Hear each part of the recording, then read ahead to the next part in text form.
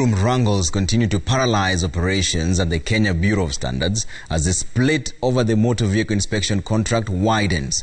Trade Cabinet Secretary Betty Maina has stopped all the board meetings at KEBS, halting major decisions at the standards body. This after the CS's action to suspend Benard Ngore as chairperson of the National Standards Council was overturned by the courts. Sam Ogina reports on the crisis at KEBS.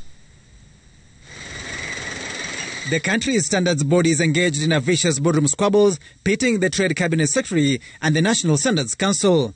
At the center of the boardroom tough wars is the vehicle inspection contract that was initially a monopoly, but under Ngore's tenure, it was expanded to include more players.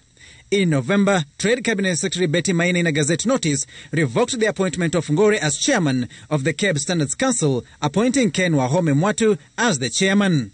This setting off a series of court battles. On the 3rd of December, Benard Ngore obtained a court order overturning the decision of the cabinet minister. Stung by this decision, the trade minister moved to freeze any board meetings. In a letter to the KEBS CEO, the cabinet secretary has advised that no further meetings takes place until further guided by the ministry. This essentially crippling critical decision-making and operations by the board. The mess at KEBS dragging in Agriculture Cabinet Secretary Peter Munya, who then served as the Trade Cabinet Secretary. Falling short of blaming Munya for instigating confusion at the board, in an affidavit in court, Betty Maina indicates that on the 13th of July 2018, the President appointed Ken Wahome Mwatu to serve as chairman of the Standards Council effective 12th July 2020 to the 16th January 2021.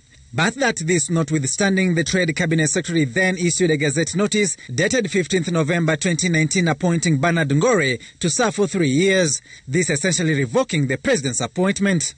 In a submission, the Trade Cabinet Secretary says an appointment done by the President cannot be superseded by a fresh appointment by a Cabinet Secretary, and that in revoking the appointment of Benard Ngore as chairman of the KEBS Standards Council, the CS was trying to amend an illegality.